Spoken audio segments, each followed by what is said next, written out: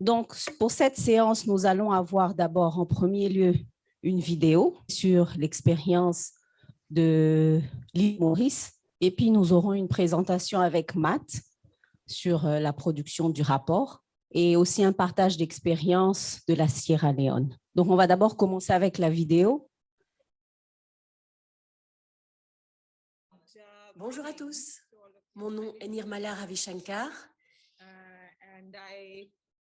et j'ai eu le privilège de remplir le rôle d'évaluatrice externe pour un exercice récent sur la matrice de progression.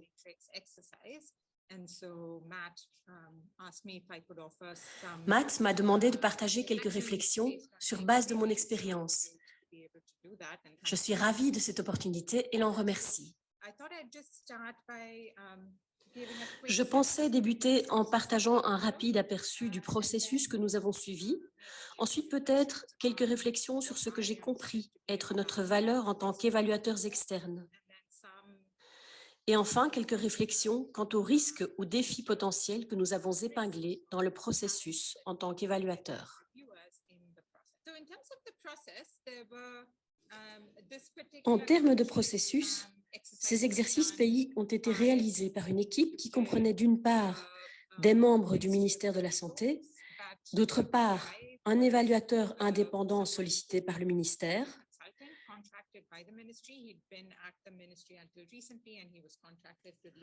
le rôle de celui-ci était de consulter les différents acteurs.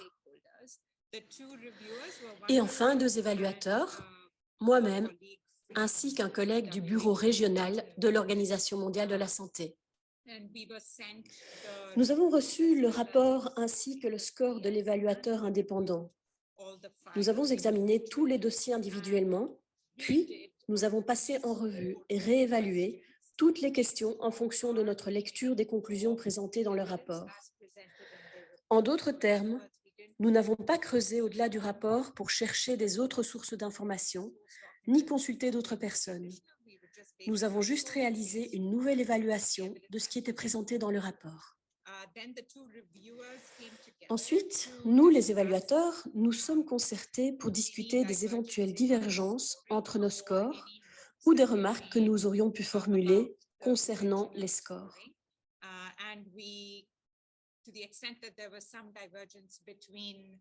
Et dans la mesure où il y avait certaines divergences entre nos scores, nous avons ensuite discuté pour nous aligner sur un score commun. Tout cela a ensuite été comparé par le coordinateur du bureau pays de l'OMS. Il a comparé nos scores, les scores des évaluateurs donc, et les scores de l'évaluateur indépendant. Il a ensuite organisé une réunion entre nous, l'évaluateur indépendant, et les représentants du ministère de la Santé. Le but était de discuter des questions sur lesquelles il y avait des divergences entre le score de l'évaluateur indépendant et les nôtres. Nous avons ensuite discuté longuement sur les points de divergence. Nous avons proposé nos conseils et recommandations à l'évaluateur indépendant qui avait l'occasion de réagir là où il n'était pas d'accord.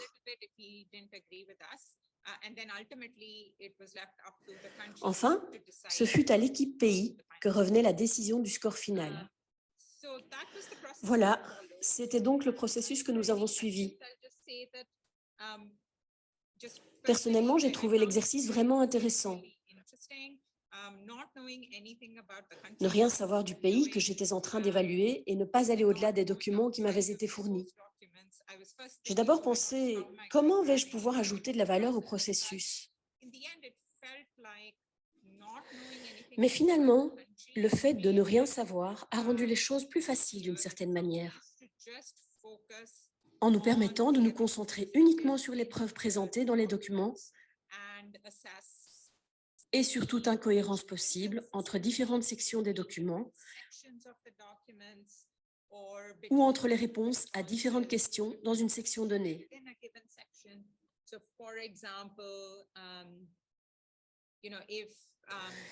Ainsi, par exemple, dans la première étape, plusieurs schémas sont mentionnés. Très souvent, il existe un système de financement public, peut-être un système d'assurance maladie et des systèmes du secteur privé. Et puis plus tard, dans les diverses questions, on a tendance à oublier les régimes du secteur privé. Donc, s'il y a une question sur les frais à charge de l'utilisateur dans ce pays particulier, cela n'est pas le cas dans le secteur public. Et l'évaluateur indépendant ne le mentionnait pas. Alors que les frais dans le secteur privé et les dépenses personnelles peuvent être assez élevés.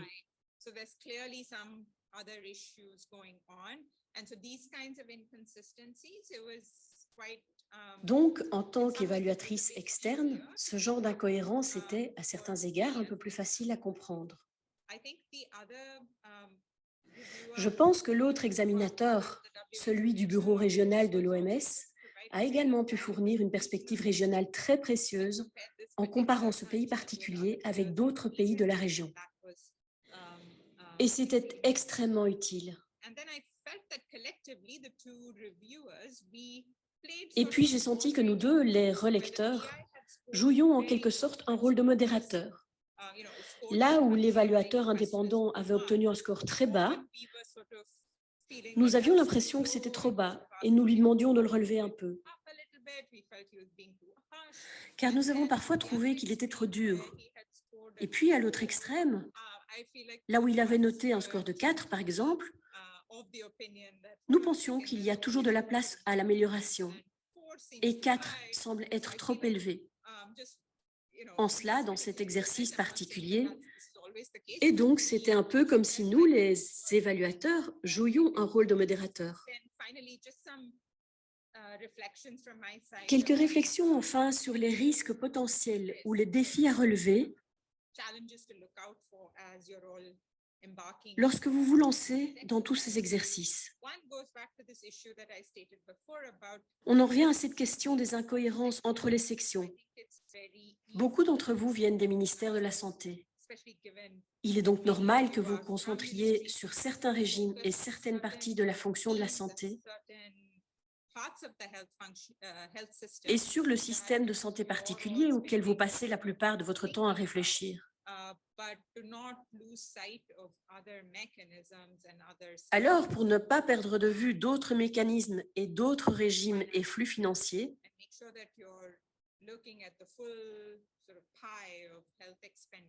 assurez-vous que vous examinez la totalité des dépenses de santé lorsque vous élaborerez vos réponses à toutes les sections.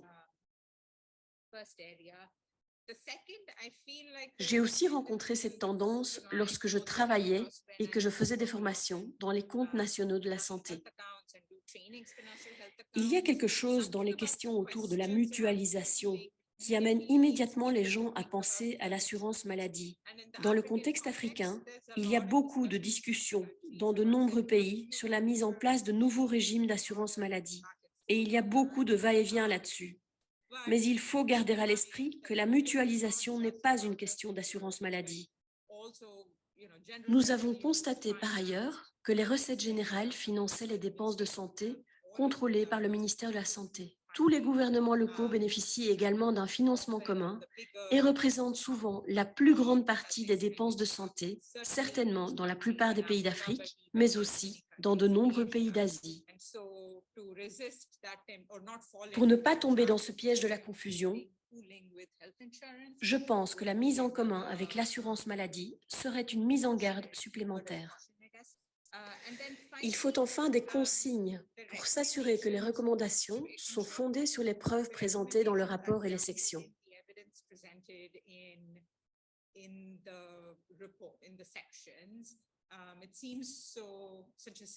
Cela semble évident, mais j'ai eu l'impression que dans ce cas particulier, en ce qui concerne la section des recommandations,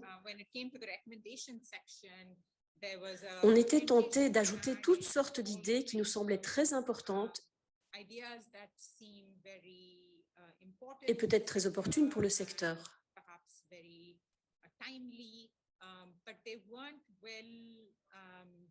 Mais ces idées n'étaient pas vraiment fondées sur les preuves présentées dans l'évaluation proprement. C'est bien de faire toutes ces recommandations, à condition qu'elles découlent des preuves présentées. Ma réflexion finale, sans doute banale, mais à mon sens très importante, serait qu'il faut s'assurer que ce lien entre les preuves présentées et les recommandations est bien là et qu'il est évident. Voilà, je m'arrêterai ici en espérant avoir répondu à vos attentes.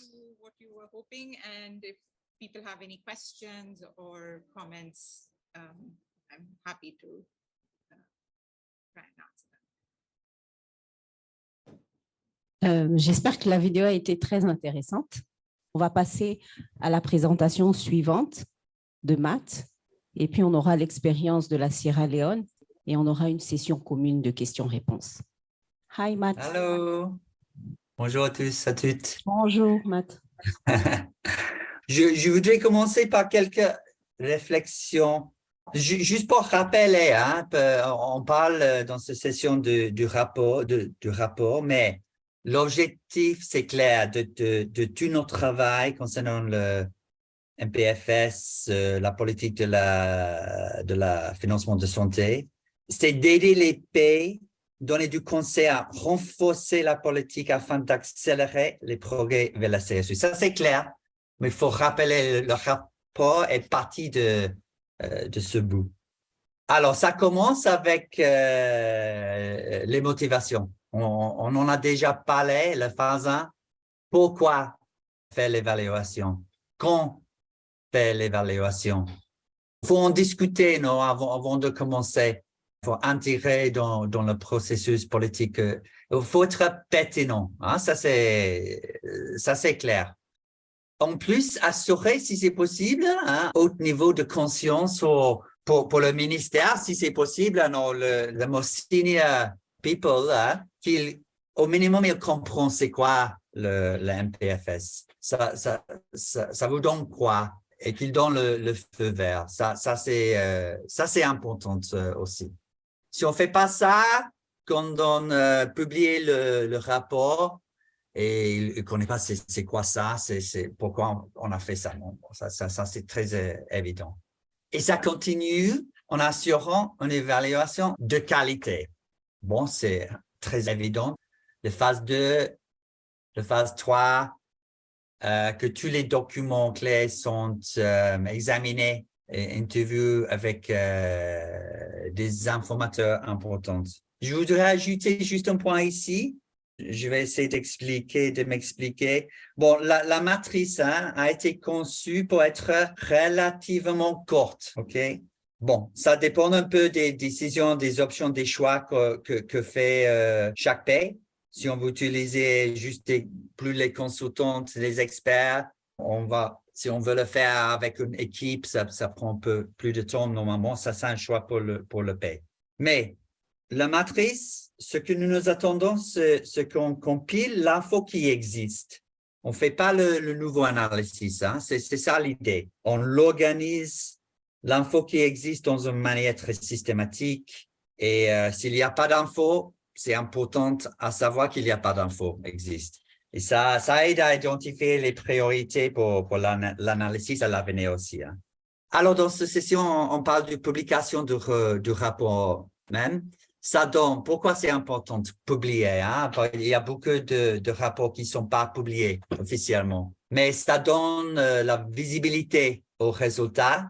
On peut avoir un deuxième au début et aussi pour le rapport un atelier de lancement pour disséminer les résultats, par exemple. Et d'avoir une publication officielle, ça permet le gouvernement, les autres agences intéressées à y faire référence et usage potentiellement. Il y a des agences qui sont intéressées pour utiliser les résultats pour planifier le indicateur pour le projet, l'objectif, pour faire un peu d'alignement, non, avec les priorités. Bon, avec le rapport, quand on fait l'analyse, il y a beaucoup de détails, non?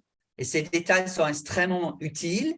Bon, ça c'est qui donne, how do you say, it gives the credibility to have this detail in the report. Hein? C'est très important. Mais c'est très important aussi d'avoir un sommaire. C'est très clair avec des recommandations. Normalement, je vais expliquer, mais normalement, on met tous les détails sur une base de données.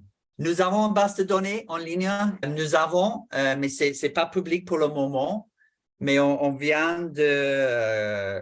venons de mandater une entreprise de créer un dashboard très professionnel dans les prochains mois.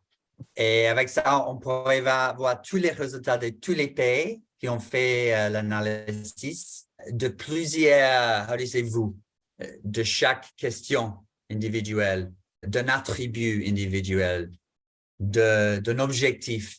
Et on pourrait faire des comparaisons. Donc, il disait qu'il y a une base de données. Jusque-là, ils ont une base de données des résultats, mais qui n'est pas encore publique.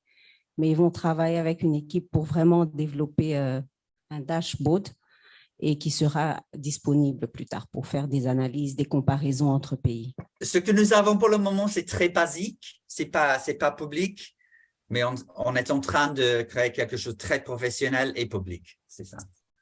Pour la sommaire, oui, on a préparé un modèle que nous avons développé un modèle qui s'améliore continuellement. Bon, quelques exemples ici, juste the cover. OK, on a déjà discuté le premier Sierra Leone, c'est juste le logo de la ministère parce qu'ils ont fait eux-mêmes, plus ou moins. Celle de Bangladesh, c'est juste OMS. Le gouvernement était inclus dans le processus, mais il voulait que c'était juste un rapport juste de OMS. Mais je crois que dans la plupart des évaluations, serait comme Éthiopie, les deux. Entre les deux, c'est joint. C'est une publication jointe entre OMS et le gouvernement. OK, ce module, je vais vous montrer un peu la structure du module. Vous pouvez le suivre si vous voulez, mais on peut le changer comme vous voulez. On peut ajouter de l'info. Par exemple, si vous voulez, en Sierra Leone, il y a un forward, je ne sais pas comment dire ça, Sabine, en français. C'est préface? Préface, oui, c'est là le ministère a fait ça. Et puis, je vais rapidement, parce qu'il y a des sections génériques, je vais suivre un peu rapidement. Un peu d'infos, c'est quoi la matrice? Pour les gens qui ne connaissent pas beaucoup, comprennent pas beaucoup la matrice, il faut donner un peu d'infos. C'est quoi ça? Acknowledgement. Remerciement. Ça, c'est très important, les remerciements. OK, remerciement. OK. Les méthodes qu'on a suivies en timeline, ça c'est très important. Expliquer qui c'était fait par qui, une équipe, par exemple, l'évaluation externe, pour expliquer un peu le processus, c'est très, très important. C'est important nous incluons un peu d'infos sur le CSU dans le P. OK, avec la matrice, il y a beaucoup d'informations très détaillées, comme j'ai expliqué. Mais il faut en plus mettre un peu d'infos, plus de contexte. Hein? Alors, on ajoute, là, il y a l'info Éthiopie, c'est l'exemple là. On a l'info pour Éthiopie même, mais aussi pour les autres pays au même niveau de développement économique, par exemple, un comparateur. On peut choisir des différents comparateurs aussi. Là, en dessous, il y a un peu d'infos de l'inégalité d'accès, 3.8.2. Financial protection, Sabine. Ce sont les indicateurs de la protection financière. Catastrophique, il y a des indicateurs, on inclut Oui. tout ça. Les dépenses catastrophiques. La prochaine, ça, c'est impoverishment. Ce n'est pas un indicateur officiel pour les SDGs, mais c'est aussi important. Alors, on ajoute toute cette info. On vous aide de Genève. On prépare toute cette information si vous voulez pour préparer tout ça. Prochain, normalement, on met les résultats. Je vais en parler maintenant. Ça c'est le plus important, on va en discuter. Mais je vais continuer. Je vais retourner à ça un peu plus tard. Alors, on met un résumé des résultats. Étape 1. OK, étape 1, on inclut ça et le 5i, ça c'est un nombre, je ne sais pas ça veut dire quoi, mais on ajoute, on combine l'info des dépenses. Ça donne un peu plus d'intelligence, non? On a déjà expliqué un peu de la politique de chaque dispositif, mais ici on ajoute, par exemple, il y a des dispositifs qui peut-être ils gèrent très peu d'argent, alors c'est important à savoir. Okay, on inclut ça dans le document. Puis, normalement, on met un sommet des résultats. Là, il y a un sommaire des scores. Un résumé des scores. Un résumé des scores, merci. Par les différentes, par exemple, pas chaque question, pas chaque, how do you say, assessment area. Chaque domaine d'évaluation. Par les bouts, les objectifs. Il y a plusieurs options pour voir un résumé des scores. Ici, vous voyez, ça c'est pour Sierra Leone. On a ajouté un comparateur de Ghana dans cet exemplaire. Okay, on ne fait pas ça tous les temps, mais on peut choisir si on veut le faire. Sinon, on peut ajouter ça. Donc, pour la Sierra Leone, ils ont fait des comparaisons avec le Ghana. Vous n'êtes pas obligé de faire cela, mais si vous avez un pays, si vous le voulez, vous comparer à un pays qui a à peu près le même contexte, vous pouvez le faire. Or Sabine, an average score from other countries, for example. So there are different options there. Ou bien un score moyen de plusieurs autres pays qui ont le même contexte.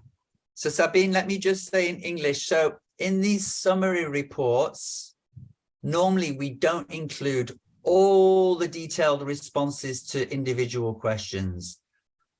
If we really want to, we can, but normally we have a separate document for that and we will put it online. Donc, normalement, dans ce rapport, on n'inclut pas tous les résultats. On sélectionne les résultats à présenter dans le rapport, mais on a aussi un document différent à côté qui aura toutes les informations et qui sera disponible en ligne. Ce sont des vues de la base de données que nous avons maintenant, mais comme j'ai dit que c'est très basique et c'est pas à jour à ce que je vous montrer là, mais vous pouvez voir comment ça marche un peu l'idée. Les pays, on peut entrer dans un pays et voir les détails du pays. Ça, ce sont des vues de la base dont il parlait, qui est très basique jusqu'à maintenant et qui n'est pas encore disponible. Par exemple, ça c'est plus intéressant. On peut choisir une seule question et voir le score de chaque pays. Et puis à droite, on peut voir les détails de ce que fait chaque pays sur cette question spécifique. Voilà, on peut comparer les pays par question spécifique. Ouais. Mais comme j'avais expliqué, on est en train de créer quelque chose de très, très moderne, beaucoup mieux que ça. OK, et puis après, il y a des annexes. On mettait tous les documents, on liste tous les documents de references qu'on a utilisés et plusieurs indicateurs généraux sur les dépenses. On ajoute une liste des questions, la liste des attributs pour les gens qui, par exemple, là où il y avait le résumé des scores de chaque question, on peut voir c'est quoi la question, le 2 points, c'est quoi, c'est là dans l'annexe. Alors, c'est juste pour ajouter toute l'info nécessaire. So, okay, we've been doing a lot of thinking how to generate the summary of recommendations. Maybe that's the first thing. Donc, ils ont du côté gauche de l'écran, donc c'est ce qu'il va présenter, mais il dit qu'ils sont actuellement en train vraiment d'y penser beaucoup et comment présenter ces résultats. And so we're also interested to get feedback during this session. So votre feedback sera très important pour eux. So for example, sorry. Yes. So for example, on the left side, we have a very simple example from Bangladesh. This is one page. It follows these assessment area structure. And we have a summary message, and the average score for this. À la gauche de l'écran, ça c'est la page de résumé du Bangladesh. Donc, la façon dont ils ont présenté, c'est par domaine d'évaluation. Et donc, ils ont un petit résumé des résultats qu'ils ont obtenus et aussi une colonne avec le score moyen obtenu pour chaque domaine d'évaluation. On the right-hand side, this was an idea when we were discussing that maybe it's a good idea to structure the findings and the recommendations around desirable attributes. Okay, so we have also in some of the country assessments, we have done it like this. OK, à la droite de l'écran, la présentation des résultats est faite par attributs désirables. Donc, vous voyez la différence qu'il y a. Ici, ce sont les attributs désirables. Les résumés sont faits par rapport aux attributs désirables. Et de l'autre côté, c'est par rapport au domaine d'évaluation. So normally this can be 5, 10 pages, it just depends. Donc, d'où la différence de longueur de cette section. Ça peut aller de 5 à 10 pages. It's difficult to see the screen, but for each attribute, we highlight current strengths and weaknesses. That's the first thing. And the second thing is a recommendation. Donc, pour chaque attribut désirable, il résume les faiblesses et les forces et la recommandation. C'est peut-être difficile à voir d'ici, mais vous aurez aussi la PowerPoint et vous serez capable de voir ça. Yeah, and actually these are available on the network also. We can share them maybe Matrice en français. OK, on va partager cela également à partir de la plateforme.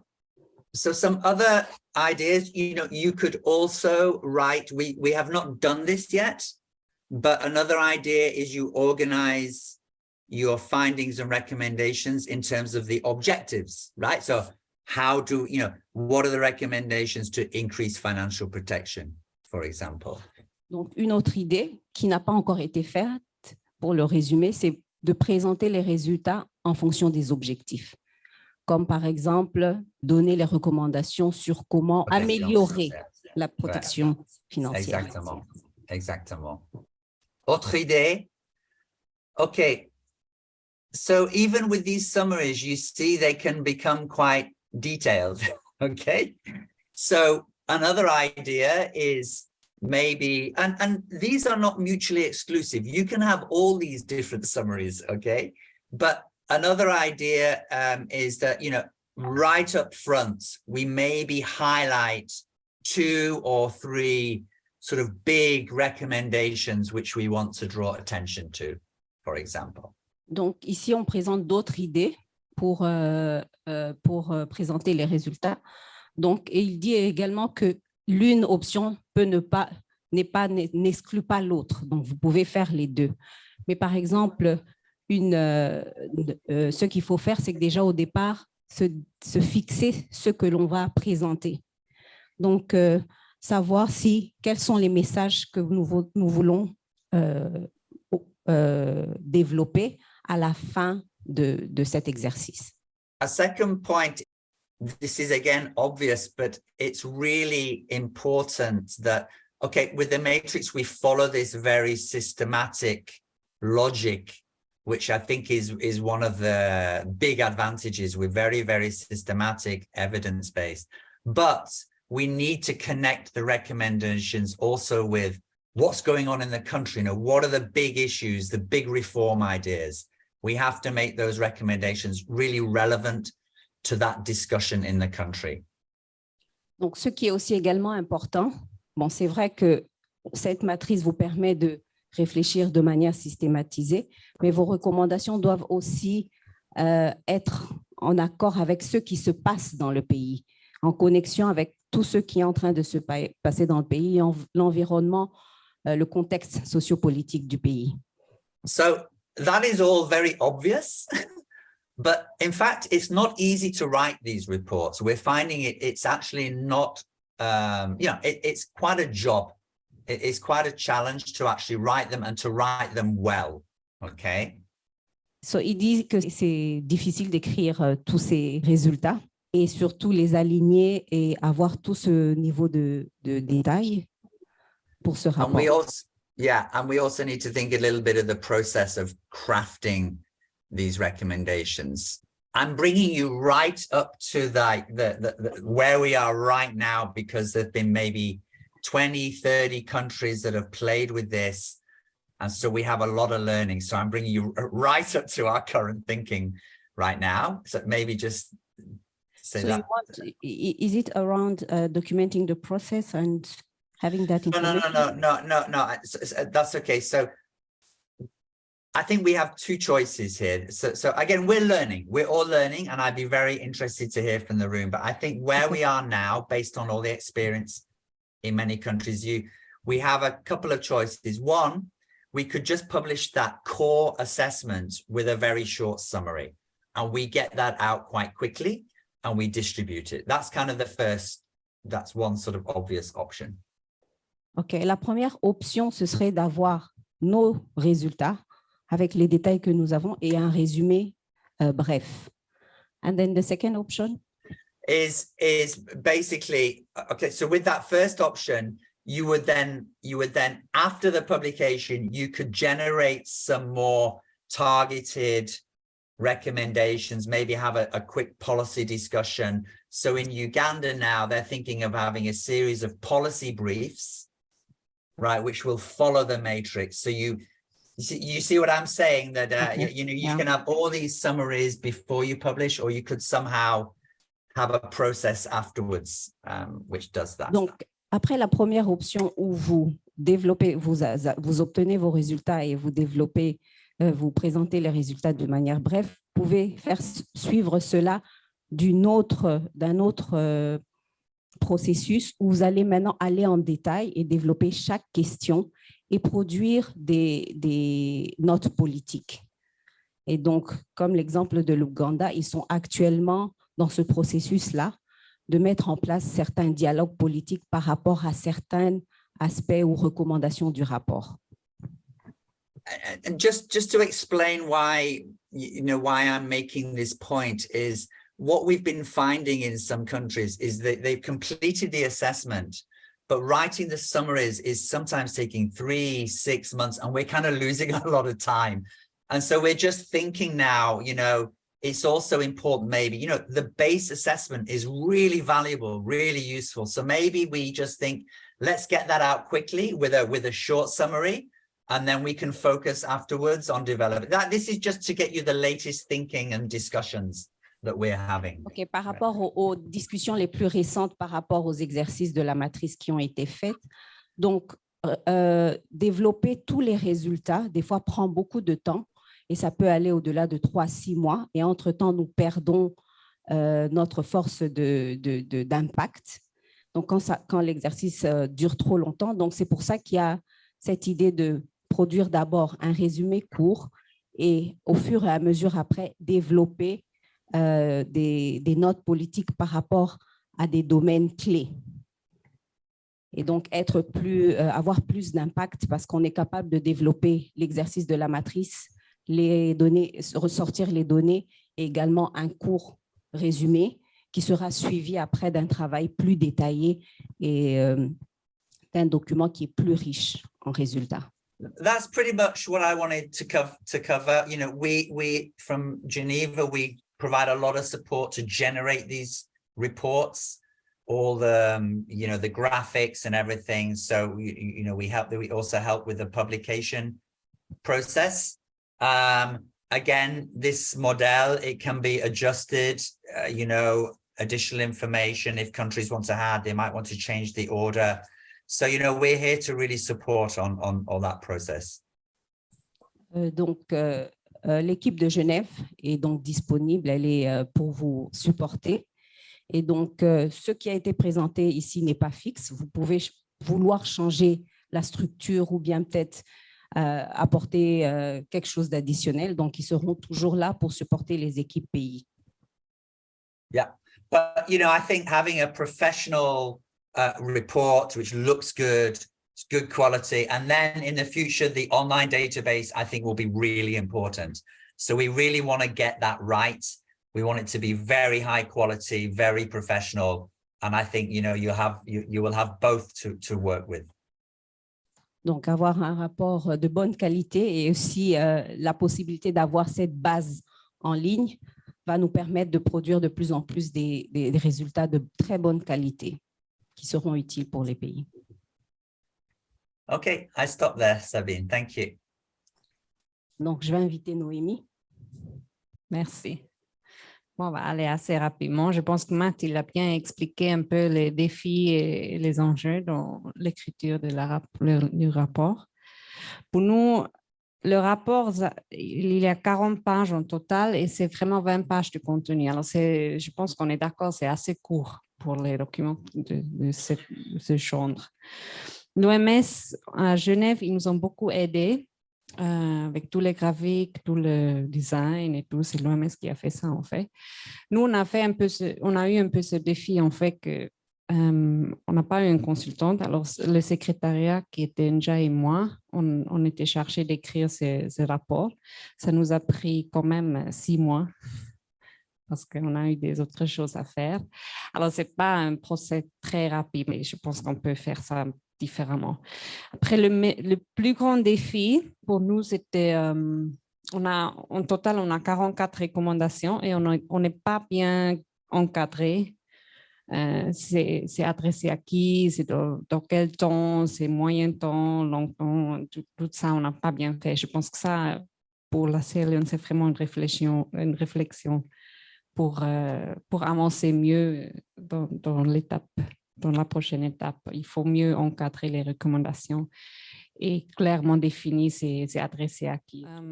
Et après, nous, vous avez vu, on a eu un préface avec le ministre de la Santé. Et ça, c'est utile, mais aussi, ça nous a aussi pris 2 mois, je pense. Juste tout prendre ce temps. Alors, ça, il faut réfléchir bien aussi, est-ce qu'on veut ça ou pas. Pour regarder un peu qu'est-ce qu'on va faire maintenant. Nous, on a mis toutes les recommandations maintenant dans un fichier Excel et on a recommencé une évaluation annuelle pour voir on est où avec chaque recommandation. Est-ce qu'on doit changer un peu la recommandation? Est-ce qu'on doit changer notre communication, notre approche et tout? On va passer maintenant aux questions. Donc, la parole est à vous. Oui, merci. Merci aux différents présentateurs pour leur présentation. Je voudrais poser une question relativement à l'approche systémique. Depuis qu'on a commencé, depuis lundi, on a beaucoup parlé de la matrice qui va déterminer très souvent l'insuffisance du financement.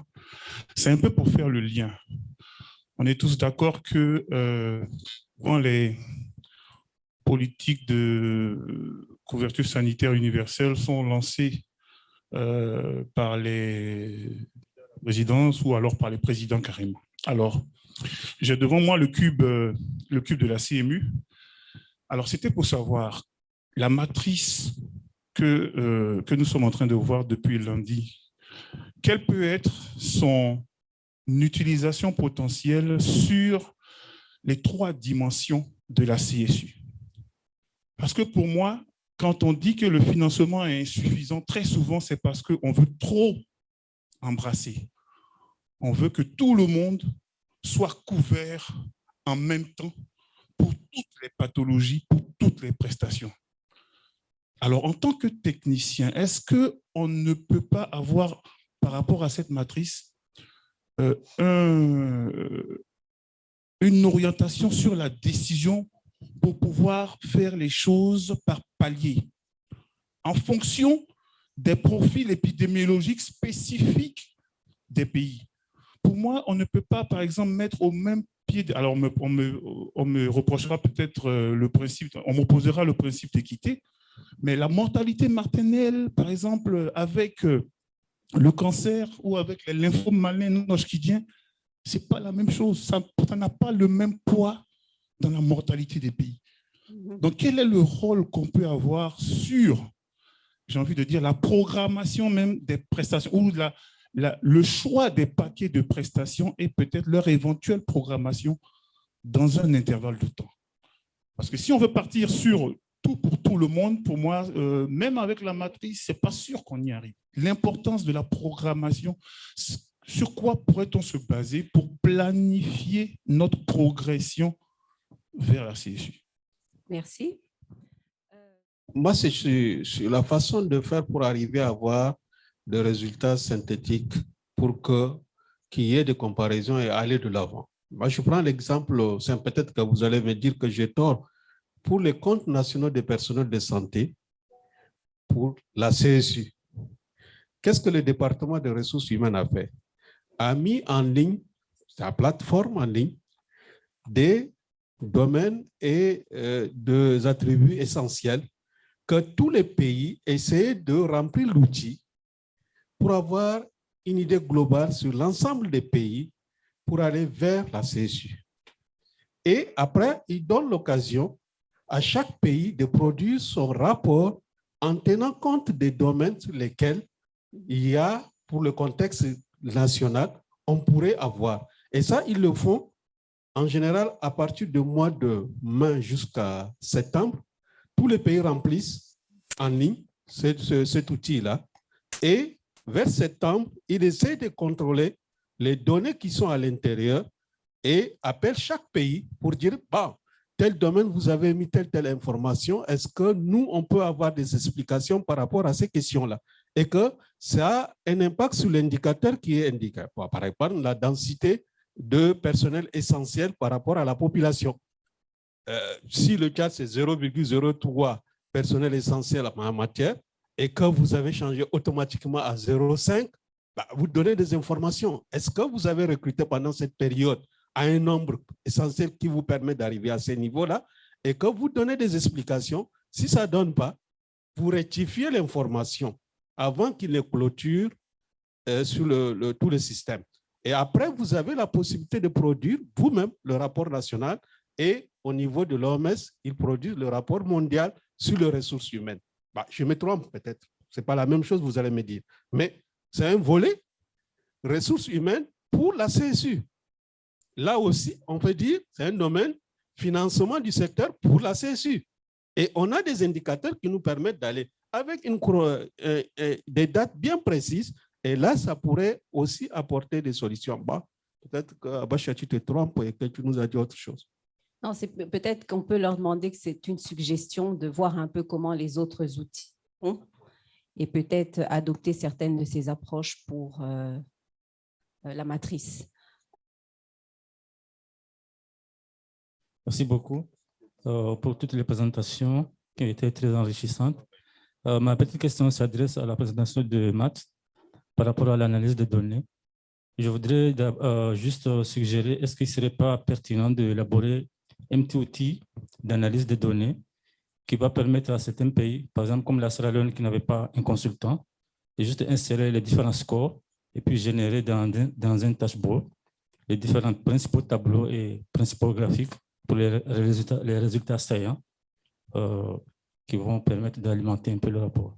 Je pense que ça pourrait aider certains pays. Merci. You mean during the assessment? Exactly, where they will be inputting all the information they are collecting. And they can see immediately what it looks like rather than the dashboard for the final thing. You mean during the... Yeah, it's a good idea, actually. Let's see. Let me see. I make note of that. Yeah, then you're getting the feedback very quickly. I think that's quite helpful, right? During the process, I can see the benefit. Yeah. So, vous voulez un outil qui va vous permettre de voir rapidement ce qu'est le résultat de votre analyse, en fait, au fur et à mesure que vous mettez les informations. Pendant l'évaluation. Ouais. So then let's move there. Voilà, merci Beng Arona, Sénégal. Alors moi, je voulais intervenir sur deux points donc, qui me semblent être essentiels donc, pour une bonne utilisation de la matrice, mais surtout pour que la matrice puisse avoir un impact donc, sur les résultats en termes de CSU d'un pays quelconque. Le premier point, c'est par rapport surtout à la qualité des données et surtout la complétude des données contenues dans la matrice d'évaluation. Pour moi, c'est un point qui me semble être très important et que vraiment, il va falloir y mettre quand même, y passer du temps et beaucoup d'énergie parce que quand même, puisque c'est un outil pour la prise de décision, alors il vaut mieux ne pas se tromper sur les orientations qu'on va prendre. Et l'autre, par rapport à l'expérience des pays ou bien aux expériences pays, est-ce qu'il y a des méthodes ou bien en tout cas des choses qui ont été faites donc pour un peu résoudre cette question liée à la qualité et complétude des données. Le deuxième point qui me semble être très important, c'est la manière dont il va falloir effectivement présenter les résultats. J'ai vu que c'était intéressant dans la présentation de tout à l'heure. D'abord, un résumé sur l'ensemble des résultats, en tout cas sur les résultats saillants. Et ensuite, peut-être dans une autre approche où il y a la possibilité d'aller voir aussi des informations beaucoup plus détaillées. Maintenant, moi, c'est surtout pour le plaidoyer. Je donne juste l'exemple. Il y a, par exemple, des domaines d'intervention pour lesquels il y a les acteurs autres que ceux qui sont dans le système de santé qui doivent agir et qui jouent un rôle important donc, pour que ce domaine d'intervention, en tout cas les difficultés ou les dysfonctionnements identifiés par rapport à ce domaine d'intervention puissent être résolus. Et là, peut-être que dans les différentes présentations, on peut aussi prévoir des présentations ciblées. C'est-à-dire, je donne juste un exemple. On a des soucis pour la mobilisation des risques domestiques. L'espace fiscal ou l'espace budgétaire le permet. Mais au niveau des finances, peut-être que c'est assez rigide, les gens ne comprennent pas trop. Est-ce que là aussi, il ne faut pas des présentations adaptées, spécifiques, par exemple, au ministère des Finances, du budget, en comparant même avec d'autres pays qui ont peut-être un cadre macroéconomique similaire, et essayer vraiment de pousser les acteurs à jouer leur rôle pleinement, donc pour que vraiment l'ensemble des domaines d'intervention et des attributs puissent trouver solution. Voilà, merci. Et merci beaucoup. Par rapport aux recommandations ou à la présentation des recommandations, je voudrais juste voir par rapport aux expériences des différents pays, Sierra Leone, Bangladesh, Éthiopie, Kenya, etc. Est-ce que l'utilisation de la matrice a permis à certains pays, surtout dans lesquels on a une multitude de dispositifs ou de régimes de financement, est-ce qu'on peut à la fin, à partir de la matrice, faire une proposition au pays par rapport à un dispositif à privilégier? C'est vrai que ça peut rester au niveau d'une proposition, mais ou avec les évidences que nous avons dans l'utilisation de la matrice, dire aux politiques que voici par rapport à notre pays là, il serait intéressant, si on veut avancer réellement vers la CSU, de considérer ou bien de privilégier ce dispositif-là qui cadrerait mieux avec notre pays. Est-ce que c'est tendancieux ou bien est-ce que la matrice peut nous permettre d'arriver à ce niveau sur la base des évidences? Merci. En fait, l'intérêt de cette dernière journée, c'est que je pense qu'on commence à avoir une vision d'ensemble entre la présentation qu'on a eue ce matin et puis celle-là de la matrice. Et finalement, cette vue d'ensemble, elle nous permet de voir qu'il y a différents schémas qui se dessinent, aussi bien en termes de présentation, ce qu'on vient de voir, que en termes de finalité, dans la présentation qui nous a été faite avant, on avait ces 4 grandes dynamiques. Et finalement, je pense qu'en fonction de la dynamique sur laquelle on veut jouer, le rapport n'aura peut-être pas forcément le même format. Et je pense que c'est finalement peut-être cette articulation entre la dynamique et le format du rapport qu'il faut travailler. Et maintenant qu'on a la vision d'ensemble, c'est bien que ça arrive maintenant, est-ce qu'on ne peut pas se poser la question au moment où on s'engage dans l'exercice de la matrice, de se dire que finalement, quelles sont nos finalités? Et à partir du moment où on définit des finalités et des dynamiques sur lesquelles on pense devoir travailler à la fin de l'exercice, on va pouvoir définir finalement les objectifs, mais aussi le dispositif qu'il faut avoir. C'est-à-dire, on n'aura pas forcément, en fonction des objectifs qu'on se fixe, le même recours aux mêmes consultants ou pas pour les mêmes raisons. On ne déploiera pas forcément non plus la même stratégie d'action au niveau de l'équipe du ministère et des partenaires qui pourraient être associés. Ce n'est pas forcément les mêmes tailles de groupe. Et finalement, tout ça, ça nous amène à un format de rapport soit concis avec des policy briefs, soit des stratégies de courtage en connaissance qui sont différentes.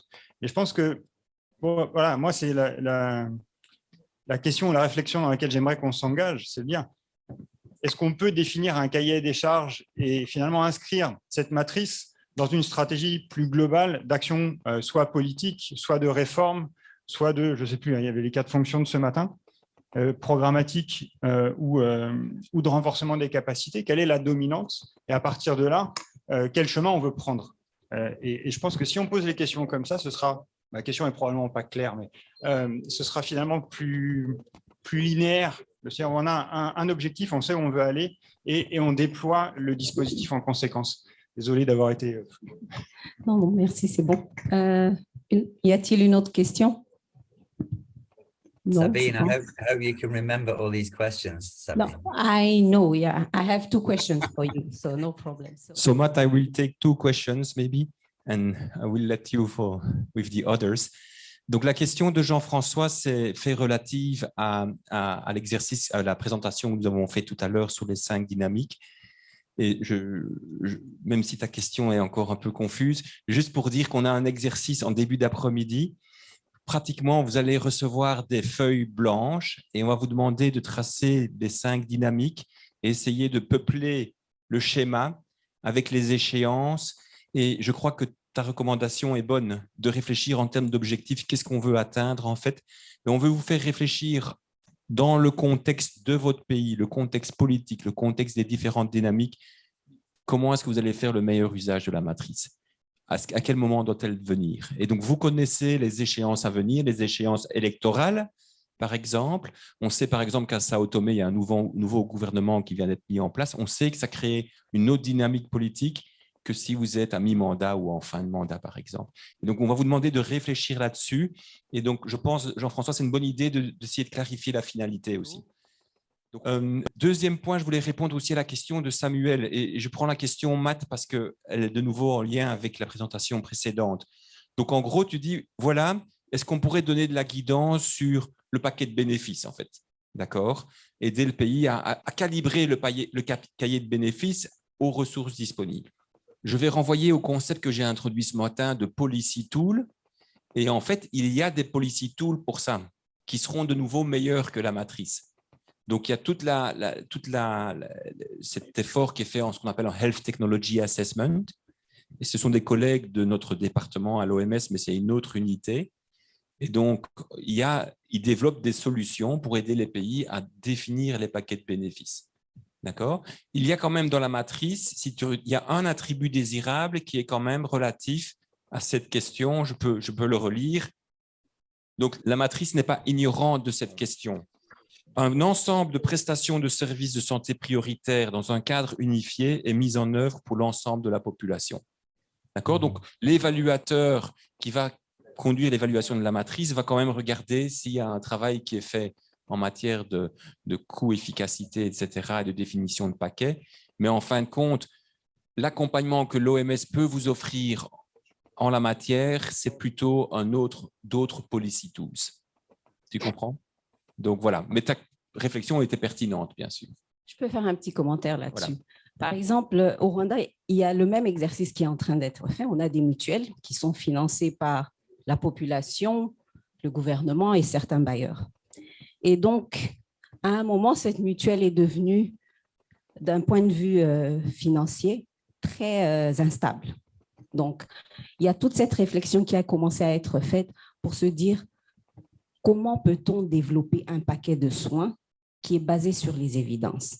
Donc, regarder au profil épidémiologique du pays, quels sont les grands problèmes que nous avons et voir quelles sont les interventions qui ont été créées pour répondre à ces problèmes. Et donc, cet exercice est vraiment débutant parce qu'il a commencé, je crois, en septembre, où on a mis en place des équipes d'évaluateurs techniques pour pouvoir accompagner ce processus. Et donc, revoir le paquet. Parce que le paquet, jusque-là, que les mutuelles offraient, était un paquet qui était déterminé par le ministère. Et le ministère y mettait presque tout. Et donc, maintenant, avec le changement des profils épidémiologiques, il y a d'autres demandes qui viennent. Il y a les cancers, il y a les prothèses pour les handicapés, il y a la dialyse, surtout sur une insuffisance rénale chronique. Et donc, comment on dit, la mutuelle est vraiment, n'a plus les moyens d'offrir tous ces services. Et donc, l'idée a été d'être maintenant plus systématique et d'offrir des services qui répondent aux problèmes réels de la population. Ce n'est pas une chose facile parce qu'il y aura des discussions qui vont être très, très, très, très chaudes sur pourquoi nous incluons ceci et nous n'incluons pas cela. Et c'est sûr que, bon, heureusement, je ne fais pas partie de ce comité.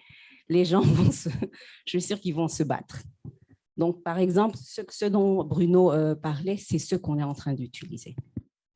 On peut aussi, pour aborder dans le sens de Bruno et pour répondre à Samuel, je pense que donc, cette matrice, c'est vraiment pour dégager de façon systématique, c'est un diagnostic qui doit être fait, qui ressort de l'information, non seulement pour, comme vous l'avez dit, pour voir, identifier les insuffisances de financement, mais aussi de façon systématique, voir quelles sont les sources de financement pour le secteur santé, comment ces ressources ont été acquises, parce que souvent, une ressource comme les paiements directs par les ménages, c'est une ressource à ne pas encourager. On peut dire 70% de out of pocket, comme on dit, mais c'est totalement régressif. Donc, ça a ses analyses même. Ça analyse comment les ressources du secteur santé sont acquises. Est-ce que ça ne contribue pas à l'empauvrissement? Est-ce que ça ne contribue pas aux barrières financières? Est-ce que? En outre, il faut aussi dire, donc ces ressources, si c'est utilisé de façon inefficiente, il y a des études qui ont montré que donc, gagner les efficiences même, ça contribue à enrichir en plus, donc à éviter des pertes qui, de façon, si c'est bien fait, ça contribue même au réinvestissement dans le secteur. Et c'est des gains énormes que les pays manquent parce qu'il n'y a pas eu de gestion efficiente. Ça c'est une analyse, c'est un diagnostic qui permet vraiment de sortir tout ça comme information. Maintenant, du point de vue mise en commun, ça permet de voir comment toutes ces ressources, ces différents programmes, ces différents mécanismes ou dispositifs, comme on disait, contribuent à une mise en commun pour servir à tout le monde. C'est-à-dire, il y a des systèmes où nous avons, par exemple, un mécanisme comme assurance qui sert seulement une infime partie de la population, mais qui couvre peut-être 80% des ressources. Donc, c'est vraiment, ça ressort tout ça. Ça montre des opportunités manquées pour une solidarité, une redistribution des ressources pour servir aux besoins de toute la population en général. Et souvent, c'est la population dans le secteur informel, la population en forte vulnérabilité qui manque à ça. Si la mise en commun est effective, normalement, ça sert à résoudre tous ces problèmes. La mise en commun aussi sert à gérer cette inefficience. Des structures parallèles pour gérer des programmes que si une fois c'était mis en commun, ça résoudrait même les coûts de gestion de ces ressources et ça permettrait d'utiliser ces fonds de façon efficiente. Ça éviterait les duplications qu'on observe tous dans les systèmes. Tout ça, donc cette matrice permet de dégager toutes ces informations, toutes ces difficultés en termes de mise en commun, en termes de gestion. Maintenant, au niveau de l'achat stratégique, ça permet le système, les questions sont définies de façon à refléter les grands défis en termes de comment les ressources sont orientées de la source vers l'utilisation, vers le prestataire. Ça permet de voir combien les allocations budgétaires sont faites sans être nécessairement liées aux résultats.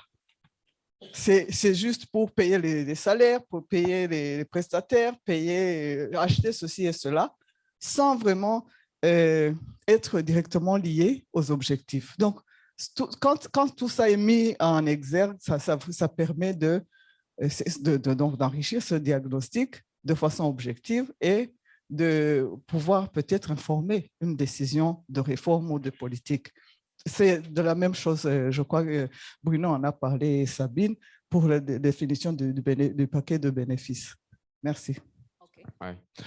Moi, j'insiste encore une autre fois sur la nécessité maintenant de voir les liens qui existent entre cette matrice et les mécanismes d'évaluation économique, comme l'a rappelé tout à l'heure notre collègue, les mécanismes HTA, parce qu'ils sont très importants pour pouvoir justement évaluer l'efficacité et l'efficience dans l'utilisation des moyens financiers. Et je pense que maintenant, il s'agit de voir quels sont les liens et d'essayer d'identifier, de travailler sur ça dans les prochaines sessions ou dans les applications qui sont faites de cette matrice au niveau des pays. Merci.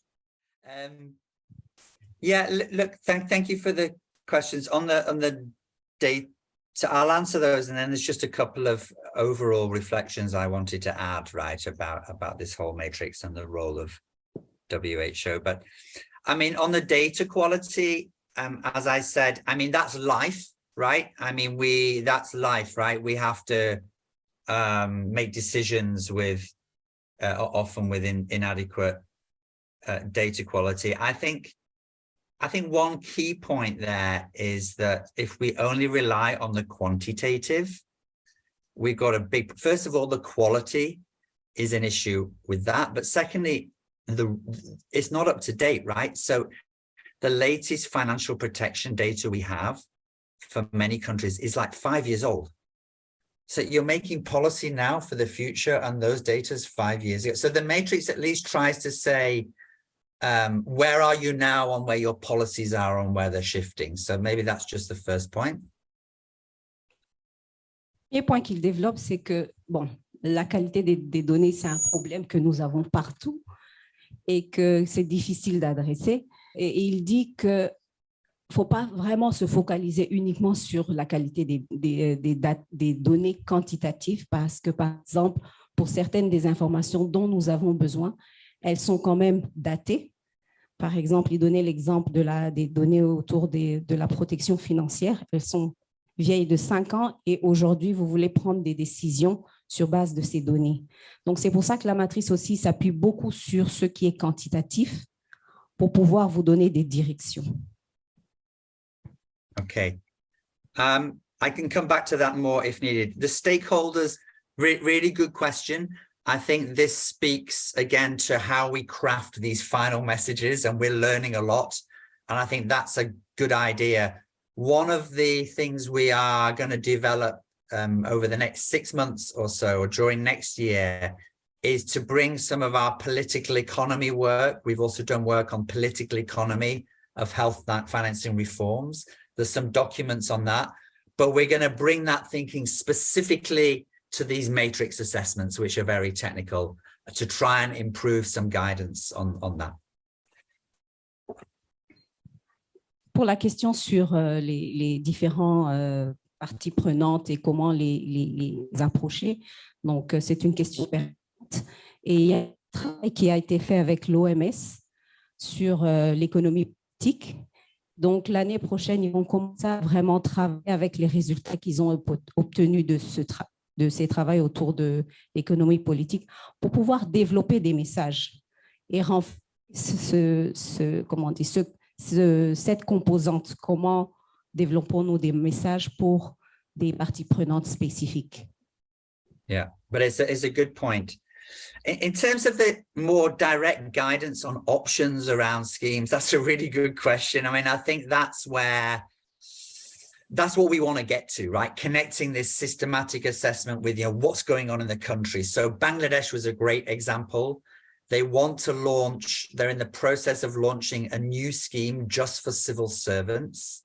And we brought some of the discussion and the findings from the matrix to that discussion, saying, actually, the way it's being designed is just going to increase fragmentation and increase inequalities.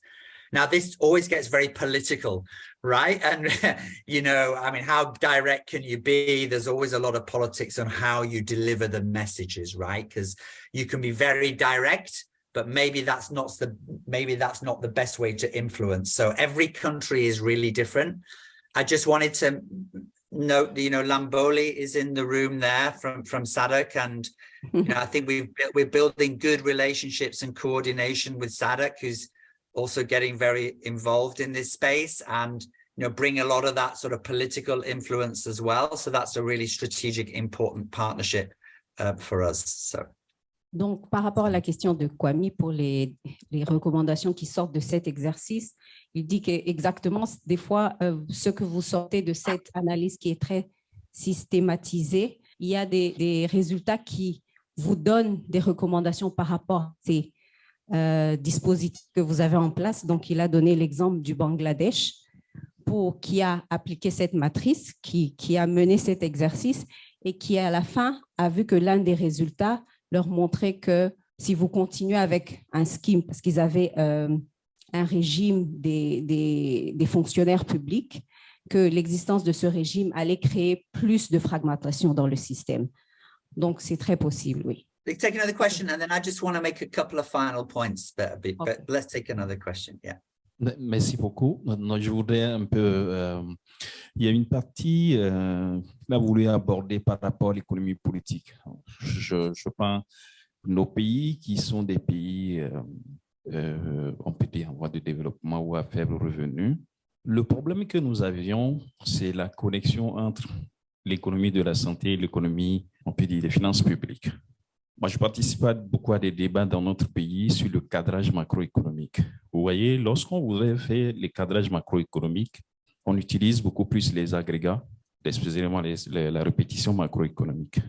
Les indicateurs de santé, en fait, si à notre niveau, on peut utiliser des indicateurs ou des agrégats qui permettent d'apprécier le financement du secteur de la santé, sont laissés de côté. En fait, ne sont pas considérés à juste titre comme des indicateurs qui pourraient permettre de modifier le paysage du financement dans son ensemble.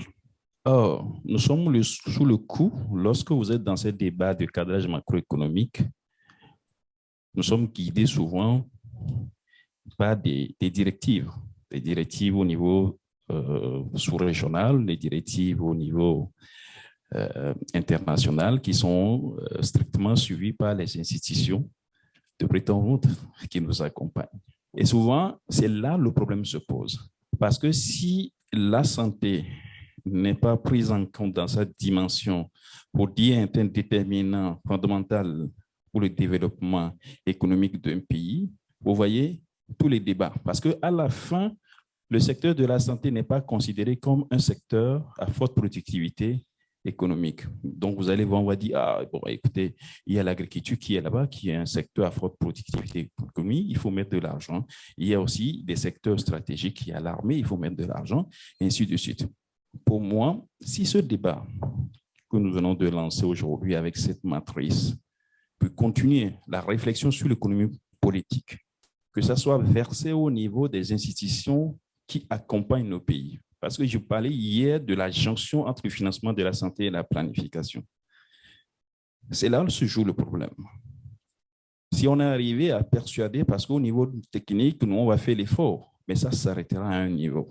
On ne peut financer un secteur de la santé, que si on a un bon cadrage macroéconomique où la santé est prise comme un élément indispensable et persuadé que ça peut, par peu, ça contribue au développement. Et nous sommes souvent fragilisés. Dès que vous parlez, vous avez le discours tout de suite de nos collègues des finances pour dire, mais vous êtes un secteur suffisamment financé. Vous êtes un secteur qui a assez d'appui extérieur. Or, on ne voit pas les résultats. On ne voit pas les résultats.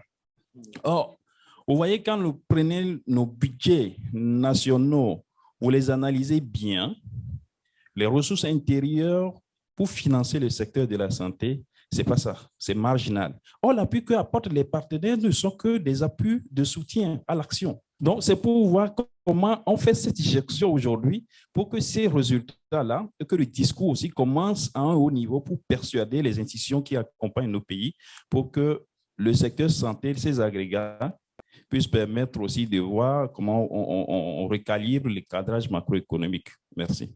Oui, c'est une recommandation que les discours commencent par changer au niveau de l'OMS aussi. Voilà, et qu'au niveau du pays, on puisse avoir la latitude aussi d'aborder pleinement ces débats, en fait. Thank you. Thank you, Matt. Thank you so much also for having me here. I just want to give one point, just fruit from thoughts, because from the beginning, we had some discussion with Bruno here, was looking at how we can improve the metrics in the future. And my point has been from the beginning that, and also stemming from the discussion here, we can see that we are mainly focused. The matrix is actually more, I wouldn't say qualitative, I would say more subjective, and also giving, providing the country the leverage to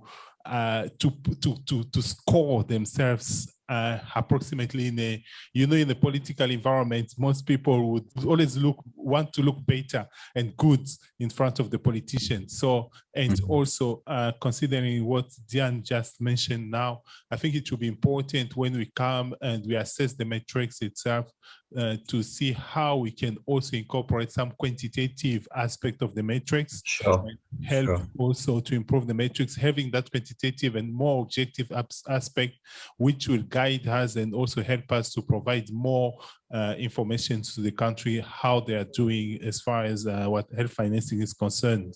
So this is just a small input that I wanted to have. I don't want to take your time more. Thanks. No, that's great. And thanks for joining, Lambuli. It's your second Matrix briefing. So you're now officially an expert. You realize that. Thank you. Just to say, I mean, our job in WHO, right, is to understand globally sort of best practice, right? So what works in health financing policy? Okay, what we go around the world, we look at, and we build the evidence. What is it that's working, right? And we need to bring that knowledge to countries, and that's what we do. We bring it to individual countries through our country offices. So our work evolves. The Cube was something developed, and it's still completely relevant, but that's the 2010 report. Our work evolves. The latest sort of, in a sense, what we think product or is the matrix, right? And we write a lot of stuff. And the reason we develop the matrix, we try to synthesize what is it that really matters. And we think there's a lot of demand for that to really make things clearer and more concise. It can always be better, right? So that was just the first point I wanted to make, Sabine. Matt disait que le travail de l'OMS est de produire les meilleures pratiques et de produire des évidences. Et donc, notamment, tous ces outils qu'il développe et les apporter au pays. Et donc, il reconnaît que certains de ses travaux vont, au cours du temps, c'est un environnement dynamique. Ils vont changer avec le temps parce qu'on apprend beaucoup plus, on a plus d'évidences et on essaye de se recadrer par rapport à ces évidences.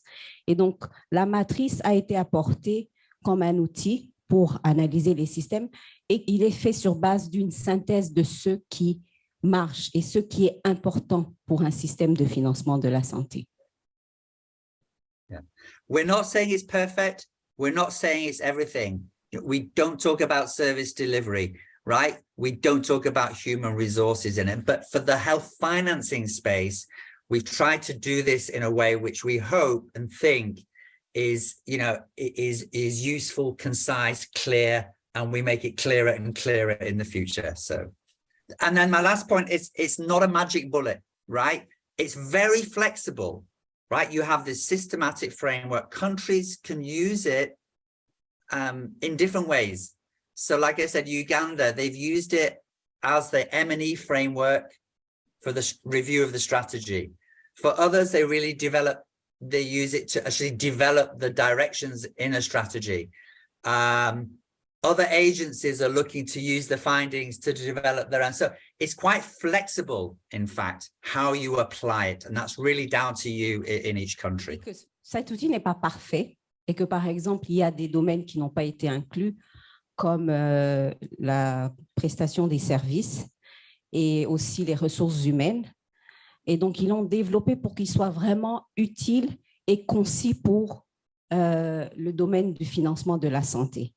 Et donc, ce n'est pas la solution magique, mais ce qui est bien avec la matrice, c'est que vous pouvez l'utiliser de la façon que vous voulez. Elle est très flexible dans son utilisation.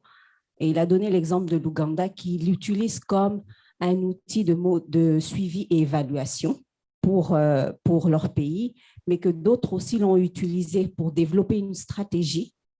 Et donc, je sais aussi que, par exemple, d'autres pays l'ont utilisé aussi pour évaluer leur stratégie à mi-chemin. Grand merci. Un commentaire pour le collègue du Togo et je pense que ça va prendre aussi la préoccupation de Nabil sur les outils d'évaluation économique et les discussions souvent dans les cadres macroéconomiques. En Côte d'Ivoire, en 2014, à l'époque j'étais à USAID, on avait eu les orientations en matière de financement phare qui avaient annoncé une stabilisation de leur financement sur la lutte contre le VIH. Et le PEPFAR encourageait les pays à augmenter le financement domestique du VIH. Alors, ce qu'on a fait, c'est qu'on avait fait une étude du calcul du coût du traitement du VIH pour l'adulte, la femme enceinte et l'enfant, avec aussi et surtout le poids, on va dire le poids de la non-intervention, la non-prise en charge de patients VIH sur le PIB. Qu'est-ce que ça coûte à un pays en termes de croissance du PIB de ne pas mettre sous traitement les PV-VIH? Cette étude a été présentée au CNLS devant le président de la République en décembre 2014. Et la réaction, c'est qu'il y a eu automatiquement une instruction du président de la République pour augmenter le financement national de la Côte d'Ivoire sur l'achat des ARV, avec l'inscription d'une ligne budgétaire sur la budgétisation nationale, ce qui n'existait pas jusqu'en 2014. Alors, pour aller dans ce sens que c'est des outils aussi dont les pays ont besoin pour pouvoir encourager ou stimuler la décision politique. Parce que c'est un des arguments sur lesquels les financiers sont très sensibles, ou les ministères des Finances sont très sensibles. Si on arrive à leur démontrer ce que la non-prise en charge de la maladie ou d'autres aspects peut avoir comme impact négatif sur la croissance du PIB, il y a de fortes chances que les dispositions soient prises pour une augmentation des financements domestiques.